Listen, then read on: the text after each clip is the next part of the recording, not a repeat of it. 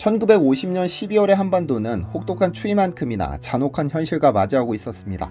북진의 북진을 거듭하던 유엔군이 중공군의 기습 개입으로 돌연 패배의 나락으로 떨어졌으니까요.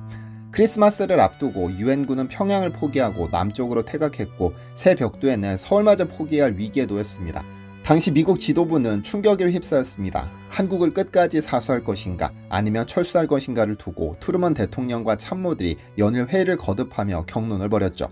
1950년 12월 메가더 유엔군 총사령관은 전면 철수를 건의했고 트루먼 행정부는 싸우다 져야 철수를 검토한다는 입장을 가까스로 유지하고 있었습니다. 하지만 최악의 경우를 대비하지 않을 수 없었던 상황인지라 극비리에 한국을 통째로 옮기는 사상 초유의 계획이 논의되기 시작했습니다. 오늘은 한국 땅이 될 뻔했던 남태평양의 섬나라 이야기를 해볼까 합니다. 안녕하세요, 디스멘털입니다. 중공군 개입으로 전황이 급변하자 미국은 즉각 전시동원체제로 전환하기 시작했습니다. 1950년 12월 16일 트루먼 대통령은 국가 비상사태를 선포해 미국 내 군수산업을 총동원하고 예비군을 소집하는 등 제2차 세계대전 이후 최대 규모의 군비 증강에 착수했죠. 한편으로 워싱턴의 전략가들은 최후의 수단까지 검토하기 시작합니다. 핵무기 카드를 만지작거리기 시작한 것이죠. 일본의 핵폭탄을 투하한 이후 처음으로 핵무기의 그림자가 한반도에 들이우기 시작하는데요. 실제로 트루먼 대통령은 기자회견에서 필요하다면 모든 조치를 취할 것이라며 핵사용 가능성을 흘렸습니다.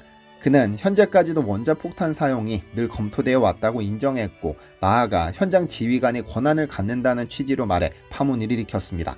이 폭탄 발언은 전 세계를 긴장시켰고 특히 영국을 비롯한 우방국들은 충격에 빠졌습니다. 메가더가 원자탄을 쥐고 폭주할지도 모른다는 두려움이 엄습했으니까요. 실제로 메가더는 서울이 함락되던 12월 초 중공군을 몰아내기 위해 원자폭탄 34발 투하를 적극 건의하며 핵무기 사용 승인을 요청했었습니다. 다만 미 합참과 국무부는 핵무기 사용이 불러올 소련의 개입과 제3차 세계대전의 위험성을 무겁게 고려했고 결과적으로 핵무기는 실제로 사용되지는 않고 협상용 최후통첩의 심리적 수단으로 남게 됐죠. 그런데 미국 내에서는 패배를 가정한 비상계획도 논의되고 있었는데 바로 뉴코리아 플랜입니다. 유엔군이 일시적으로 낙동강선까지 밀렸던 1950년 9월에도 미국 내에서는 한국 패전을 우려하는 시각이 있었습니다만 12월의 상황은 훨씬 현실적이었습니다. 이제 정말로 대한민국이 한반도에 존재하지 못하게 된다면 어떻게 할 것인가라는 물음에 직면했죠. 1982년 출간된 조셉 C. 굴든의 저서 한국전쟁 비화는 이 시기 미국 정부가 얼마나 혼란스러웠는지를 생생히 묘사하고 있는데요. 책에는 메가더가 총퇴각을 명령하고 국무부와 국방부가 매일같이 한국 철수 여부를 놓고 회의하던 장면이 나옵니다. 1950년 12월 초 합동참모본부 내 기획부서가 최악의 경우를 가정한 극비계획을 수립했다는 사실과 함께 말이죠. 대한민국 정부 요인과 군대를 포함한 한국인 약 30만 명을 해외로 보내 새로운 대한민국을 건설한다는 뉴코리아 플랜입니다. 이 계획은 미국이 한국을 포기할 경우를 대비한 일종의 생존 시나리오였습니다. 합참보고서는 먼저 약 33만 명의 한국인을 이주시킬 것과 이들을 어디로 옮길지를 결정해야 함을 명시했는데요. 이 계획이 외부에 유출될 경우 한국군의 사기 붕괴와 정치 심리적 악영향이 불가피했기 때문에 이 구상은 철저히 비밀에 붙여졌습니다. 당시 미국 합참이 검토한 한국인 이주 대상은 군인과 정부 고위인사, 그 가족들, 그리고 반공인사 등 사회 지도층이 중심이었습니다. 전투력이 남은 한국군 일부는 유엔군에 편입시켜 계속 공산군에 맞서 싸우게 하고 정부 요인들은 안전한 해외 거점에서 망명정부를 구성하도록 한다는 구상입니다. 망명정부 수립 방식에 대해서는 두 가지 시나리오가 논의됐습니다. 하나는 제주도 같은 국내 영토에 최대 100만 명을 집결시킨 후 최후 거점으로 삼는 방안, 다른 하나는 주요 인사 한두 명만 선별해 해외로 분산 이주하는 방안이었습니다. 합참은 이 두 가지를 모두 검토한 끝에 제주도와 해외를 결합한 절충안을 구체화해 갔는데요.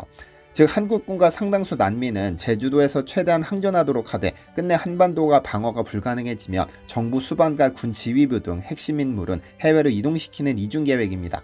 해외 피난지로는 태평양의 섬들이 유력하게 거론됐습니다. 미 합참 합동전략계획위원회는 1951년 1월부터 6월까지 수개월에 걸쳐 이러한 망명 시나리오를 구체화했고 마침내 1951년 6월 한국인 소개에 대한 예비연구라는 제목의 1급 비밀보고서까지 작성됐습니다. 이러한 내용들은 냉전 이후 기밀 해제된 문서를 통해 그 윤곽이 드러났습니다. KBS가 공개한 자료화면에는 합참기획위원회 문서에 합동참모본부 계획위원회, 뉴질랜드 관리하에 서사모와 약 32만 8천 명의 남한 주민 정착, 뉴코리아라는 문구가 선명히 나타나 있습니다. 뉴코리아 플랜의 실행을 위해서는 먼저 이주 및 정착지로 삼을 지역 선정이 가장 중요했습니다. 이상적인 피란지는 첫째, 공산권으로부터 멀리 떨어져 안전해야 하고, 둘째, 충분한 면적과 자원을 갖춰 다수의 인구를 부양할 수 있어야 하며, 셋째, 정치적으로 미국 또는 유엔이 통제할 수 있는 곳이어야 했습니다. 그럼 어떤 지역이 피난 후보지로 떠올랐을까요?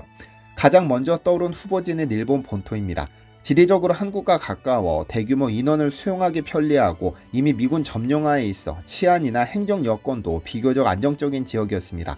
산업 기반도 갖추고 있어 피난민들이 정착하기에도 유리해 보였죠. 그래서 1순위로 검토됐습니다. 하지만 정치 사회적 위험 요소가 너무 컸습니다.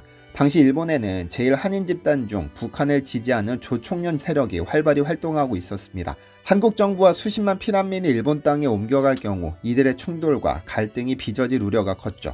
더구나 일제 식민지의 기억이 채 가시지 않은 시점이라 하늘 민족 감정도 극도로 예민했습니다. 그래서 제외됐습니다. 두 번째 후보지는 제주도였습니다. 제주도를 한국의 대만으로 만들기로 한 것이죠. 실제로 국공내전에서 패한 장제스 정부가 중국 본토를 포기하고 섬 타이완에 정권을 유지한 사례를 한국전에 적용한다면 제주도가 대한민국의 최후 보루가 될 수 있다는 발상이었습니다. 제주도의 정부와 군, 국민 일부가 집결하여 끝까지 항전하면 한국의 법통을 한반도 영토 위에 지속시킬 수 있다는 이점이 있었죠. 제주도의 지형은 게릴라전에 유리하며 섬이라는 특성상 중공군이 침공해 오기도 비교적 까다로운 자리였습니다.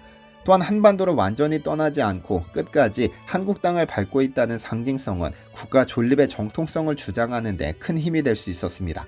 하지만 단점 또한 분명했죠. 물자가 빈약하고 식수가 부족하다는 겁니다. 화산섬인 제주에는 큰 하천이 없어 대규모 인구가 오래 머물 경우 식수 공급과 식량 자급에 심각한 어려움이 예상됐습니다. 둘째로 제주에 집결한 잔존 세력을 유엔이 지속적으로 지원 방어해 줄 수 있을지 확신하기 어렵다는 문제가 있었습니다. 미국이 일본 본토를 방어하듯 제주를 끝까지 지켜줄 것인지 동맹국들이 거기에 동의할 것인지 불투명했죠. 만약 제주에서 버티다 나중에 협상으로 그마저 포기하게 된다면 차라리 애초에 철수하는 편보다 더 나쁜 결과를 낳을 거라는 지적도 있었습니다. 이러한 이유로 미국 합참은 제주도는 최후까지 사수하되 영영 고립될 경우를 대비해 별도의 해외 피신책을 준비한다는 이원화된 접근을 택하게 된 겁니다. 사이판과 티니안 등의 마리아나 제도도 후보로 떠올랐습니다. 태평양 한가운데 위치한 사이판, 티니안 섬은 제2차 세계대전 종전 후 미국의 신탁 통치령이 되어 있던 섬들입니다. 행정적으로 1951년 7월 1일부터 미국 내무부 관할로 이양될 예정이었던 이 지역은 과거 일본이 통치했던 남양군도의 일부로서 넓은 평지와 온화한 기후를 갖추고 있었죠.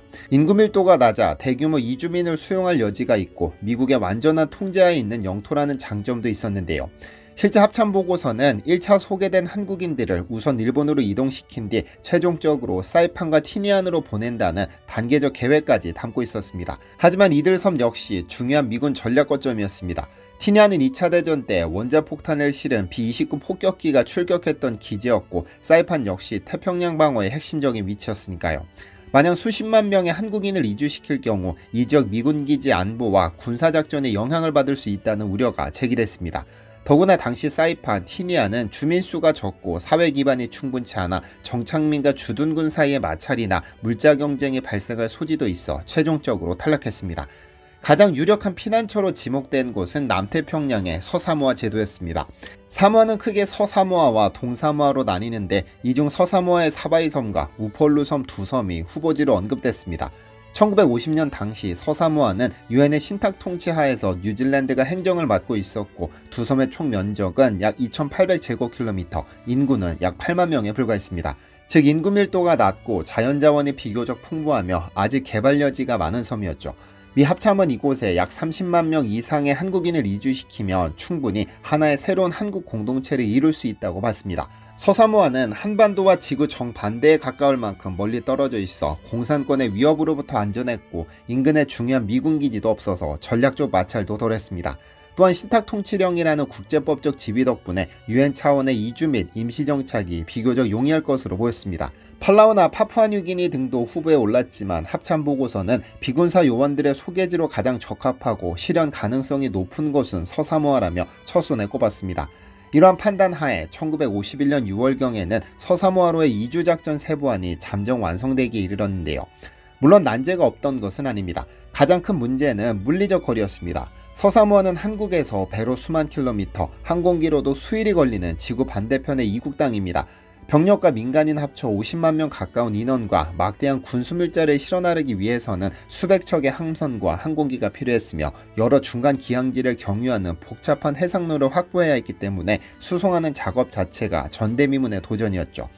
또한 피라미드 상당수가 노약자와 여성, 아이들이 될 것이라는 예상처럼 긴 여정에서 발생한 의료, 위생 문제도 대비해야 했고 8만 명 남짓한 토착 주민들 틈에 몇 배 많은 한국인이 몰려들 경우 현지 사회의 충격과 갈등도 고려해야 했습니다. 문화적 차이와 언어 장벽, 종교와 생활 풍습의 차이도 장기간 함께 살아가는데 큰 장애물이 될 수 있었으니까요. 결과적으로 뉴코리아 플랜은 실행되지 않았습니다. 만약 그랬다면 우리는 남태평양에서 태어났거나 태어나지도 못했을 겁니다. 대한민국은 어디에 존재해야 하는가라는 너무도 당연한 질문에 대한 답은 굳이 강조할 필요는 없습니다. 5,000년 넘게 한민족이 터전을 잡은 한반도 땅 위에 존재했기 때문에, 그리고 다행스럽게도 그렇게 존재할 수 있었기 때문에 오늘날의 모습으로 발전해 올 수 있었죠. 국토와 국민이 분리되는 망명정부의 역사는 유대인 등의 사례가 있지만 그 과정에서 겪어야 했던 상실과 혼란은 이루 말할 수 없는 것이었습니다. 우리 역시 6.25 전쟁의 포탄 속에서 자칫 조국을 상실한 민족이 될 뻔했음을 기억해야 합니다. 아마 남은 자와 떠난 자로 갈라져 낯선 땅에서 연명했다면 오늘날 한강의 기적도 K문화의 꽃도 피우지 못했을 테니까요. 잠시 안내 말씀드립니다. 현재 디시멘터리에서는 25년 연구 끝에 탄생한 난다모의 샴피토톡 마지막 행사가 진행 중입니다. 난다모는 직관적으로 머리가 난다는 의미를 담았는데, 왜냐면 2002년 실제 임상을 통해 71%의 참가자들이 발모를 경험했기 때문입니다. 38세 남성은 무려 80% 이상의 발모를 경험했죠. 인디언은 대머리가 없다는 카피로 잘 알려진 인디언 비누가 바로 난다모의 작품이고 이미 엄청나게 많은 분들이 사용하고 있습니다. 허브 덩어리로 만든 인디언 비누로 명성을 얻은 난다모는 허브에서 허브 에센셜 아로마 오일을 추출하는 연구를 시작해 25년 만에 완성시켰고, 여기에 탈모 완화를 위한 최적의 시너지 효과를 위해 마사지볼 2개를 샴푸 용기에 결합시켜 세계 특허를 통과했습니다. 어제부터 행사가 진행 중인데 질문이 몇 개 있어 이번 영상에서 답변 드립니다. 우선 이 샴피톡톡을 쓰면 실제로 발모가 되나요? 라는 질문입니다. 샴피톡톡은 정확히는 발모 샴푸가 아니라 탈모 완화 기능성 샴푸입니다.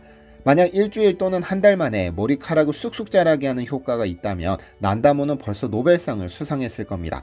그런 방식으로 탈모로 고통받는 이들을 현혹하지는 않습니다. 다만 살균 및 두피 장벽 강화에 도움을 주는 로즈마리 오일, 살균과 상처 치유 효과가 있는 유칼립투스 오일, 소염, 회복 촉진, 진정에 효과가 있는 라벤더 오일, 스트레스 완화 및 면역력 강화에 도움을 주는 타임 오일, 수분 손실을 방지해주는 유칼립투스 추출물에 더해 모발 성장을 촉진하는 것으로 알려진 그린 커피빈에 카페인을 담았습니다. 그래서 탈모 완화 기능성 샴푸입니다. 탈모 치료제가 아니니까요. 또한 탈모 환자는 유전적 요인 등 완치가 불가능한 경우가 있는데, 샴피톡톡은 이런 유전적인 요인들이 아니라 후천적인 요인에 의해 발생하는 탈모를 완화시켜주는 기능성 샴푸입니다. 스트레스로 인한 탈모, 피지 과잉으로 인한 탈모 등등 후천적으로 발생된 탈모를 완화시켜주는 것이지 유전에 의한 탈모를 치료해주는 약이 아니라는 뜻입니다. 이 점 꼭 명심하셔서 구매 결정하셨으면 좋겠습니다. 혹 구매를 원하시는 분들은 아래 댓글로 남겨드린 링크에서 구매하실 수 있고 최대 16만원 할인 혜택이 제공됩니다. 이 제품은 말씀드렸듯 난다모의 3세대 제품으로 1세대가 탈모 환자 임상에서 71% 모발 증가를 증명한 인디언 비누, 2세대가 한 기업이 상표 도용해서 200만 장을 팔아치운 매직 스톤입니다. 이번 행사에서는 인디언 비누 난다모 또는 인디언 스톤 샴푸바 또는 매직 V 스톤 중 하나를 선물로 보내드리고 있으니 원하시는 제품 선택하시면 누구나 받으실 수 있습니다. 시청해주셔서 감사합니다. 디시멘터리에서는 여러분의 제보를 기다립니다. 제 채널에서 다뤘으면 하는 뉴스 또는 널리 알려졌으면 하는 영상은 디시멘터리 네이버.com으로 제보해주시면 소중히 제작하겠습니다.